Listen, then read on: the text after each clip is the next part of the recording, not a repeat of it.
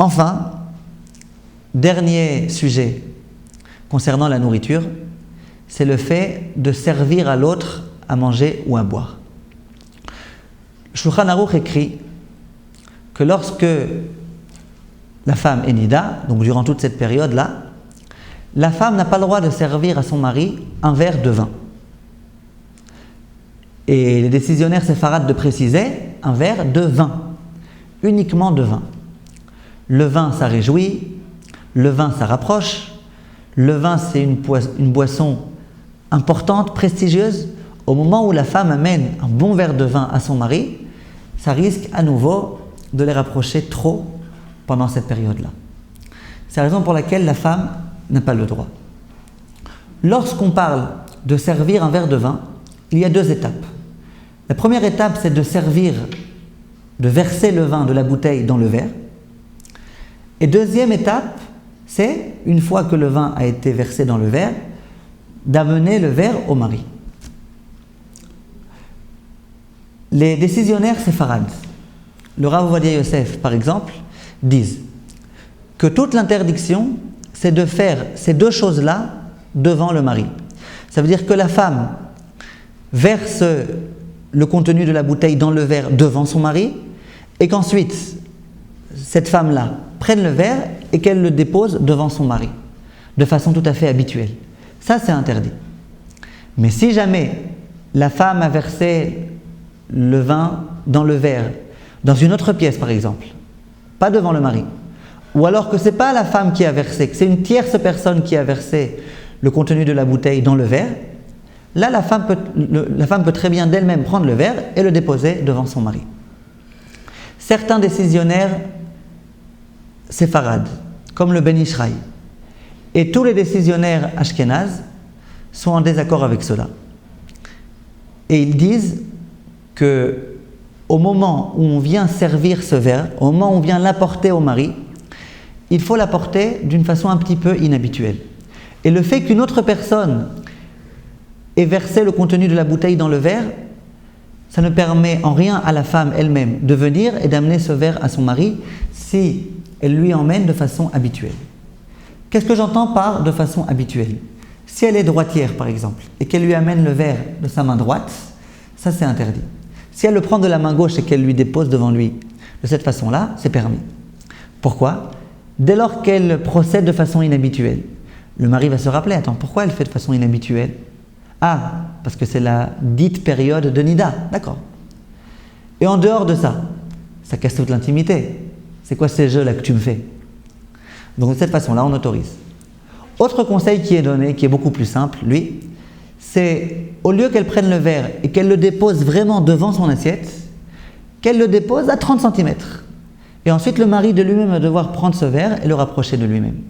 De cette façon-là, c'est aussi une façon inhabituelle qui autorise tout à fait le fait d'amener un verre de vin à son mari. Les poskim disent qu'il en va de même pour le mari vis-à-vis de sa femme. Lorsque le mari veut servir à sa femme du vin ou autre chose, il faut absolument qu'il tienne compte de cette chose-là, c'est-à-dire qu'il le dépose devant elle, soit de façon inhabituelle, soit qu'il le dépose à une certaine distance d'elle, de sorte à ce qu'ensuite elle ait besoin, elle aussi, de le rapprocher d'elle-même.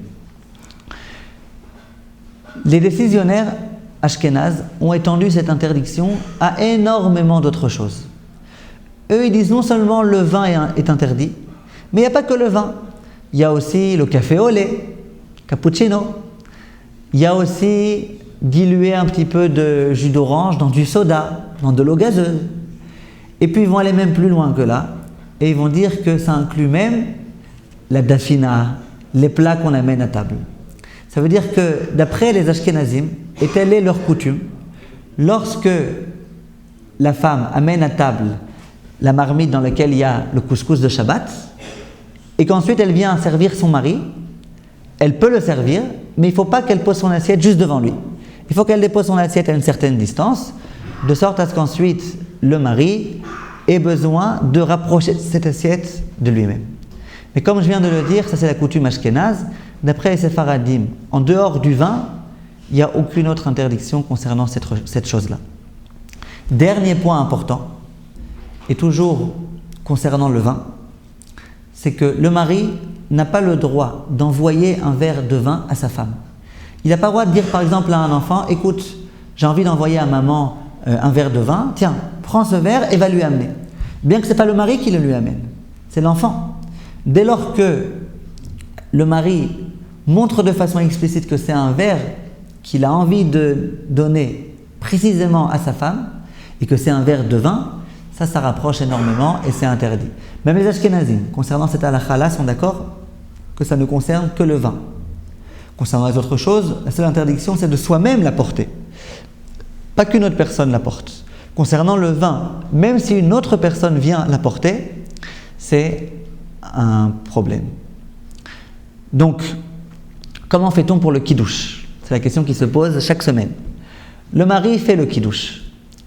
Il boit du kiddush. Est-ce que la femme a le droit de boire après lui? Il n'y a pas de problème de reste? Qu'est-ce que vous en pensez? Il n'y a pas de problème de reste. On a dit, la femme a le droit de boire des restes de son mari. C'est le mari qui n'a pas le droit de boire des restes de sa femme. Donc il n'y a pas de problème. Quel peut être le problème? C'est est-ce que maintenant je dis à ma femme, voilà, tiens le verre du kiddush, tu peux boire. Lorsque je fais ça, d'une certaine façon, je lui donne le verre. Je lui approprie un verre. J'ai pensé à elle, j'ai voulu lui donner un verre. Alors c'est vrai que c'est pour la mitzvah. Mais en attendant, je lui donne un verre de vin. Et ça, c'est interdit.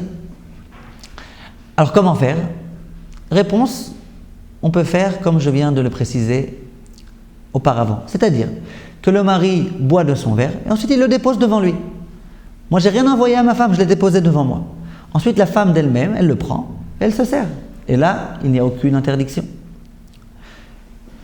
Lorsqu'il y a d'autres personnes qui se trouvent à table, et donc, suite au kiddush, je ne vais pas donner ce verre qu'à ma femme. Je vais le donner à ma femme et aux autres invités et à toutes les convives qui se trouvent à cette même table. Là, les décisionnaires disent que je ne suis pas en train de donner un verre précisément à ma femme. Je suis en train de donner ce verre pour tous, y compris la femme. Et donc là, au moment où je le fais, je ne manifeste pas un amour particulier pour ma femme. Et donc là, il n'y a pas de problème. Même dans ce cas, l'idéal serait que je donne d'abord aux autres convives et ensuite, ou parmi eux, que ma femme boive. Mais que ma femme ne boive pas juste après moi.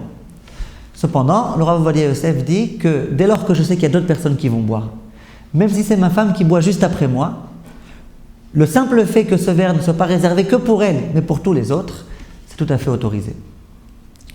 Je ne sais pas si vous connaissez, mais il y a des services de kiddush qui existent, dans lesquels, une fois qu'on a fini de boire du kiddush, on verse le verre dans un ustensile qui va déverser le contenu dans plusieurs petits gobelets. Il y a plusieurs petits gobelets qui sont autour. Je verse le vin en haut de cet ustensile et ensuite le vin est réparti de façon équitable dans chaque verre. Dans ce cas-là, il n'y a aucun problème de le faire. Ma femme va se servir très bien, qu'elle se serve. Il n'y a pas qu'elle, tout le monde va se servir. Je ne suis pas en train de réserver un verre que pour ma femme. Donc dans ce cas-là, on autorise aussi. Pour conclure juste ces lois-là, j'aimerais vous poser une question intéressante qui m'a été posée il y a quelques semaines. Une femme très intelligente m'a téléphoné de France. Peut-être qu'un jour elle écoutera ce cours. Et elle me dit, voilà, lorsque je bois mon café au lait le matin, mon mari aime beaucoup prendre ses petits biscuits et les tremper dans mon café au lait. Lorsque je ne suis pas Nida, ça ne me dérange pas du tout. Mais lorsque je suis Nida, est-ce autorisé ou pas? J'ai trouvé la question très belle et d'ailleurs je le lui ai dit. Alors réfléchissez, qu'est-ce que vous en pensez? Alors je vais vous dire. Il y a ici deux problèmes. Premier problème, c'est que dès lors que la femme a bu de son café, tout le reste, ça s'appelle des restes de la boisson de la femme. Or, les restes de la boisson de la femme sont interdits au mari pendant cette période. Simplement, là, il n'y a pas lieu d'interdire. Parce que de la même façon qu'on a dit que lorsqu'on prend ce contenu et qu'on le déverse dans un autre verre, ensuite le mari a le droit de boire de ce second verre. De la même façon là, le mari prend son gâteau, il le met à l'intérieur. Et donc c'est exactement comme dans un autre verre. Ça veut dire que le café qui va être contenu dans ce gâteau a déjà changé d'endroit. Et donc c'est tout à fait permis. Par contre, l'autre problème qui reste, c'est le problème du plat principal. Rappelez-vous de ce qu'on a dit.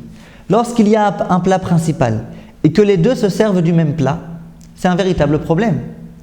Or, dans ce cas précis, la femme se sert de ce verre pour boire et lui se sert de ce verre pour tremper à l'intérieur son café. Ça, c'est un problème. Donc, dans quel cas pourra-t-on autoriser? Dans le cas où la femme dit à son mari, écoute, moi j'ai fini de boire mon café. C'est fini. Dorénavant, c'est mes restes qui t'appartiennent. De cette façon-là, il n'y a plus de problème. Le problème des restes, on a dit qu'il est inexistant dans ce cas-là. Et le problème de se servir d'un même plat est lui aussi inexistant, dans la mesure où ce n'est plus déjà un plat commun, vu que la femme s'en est déjà détachée. Voilà, merci de votre attention, de votre patience, et on continue la prochaine fois, Bezrat Hashem. Kol Tov.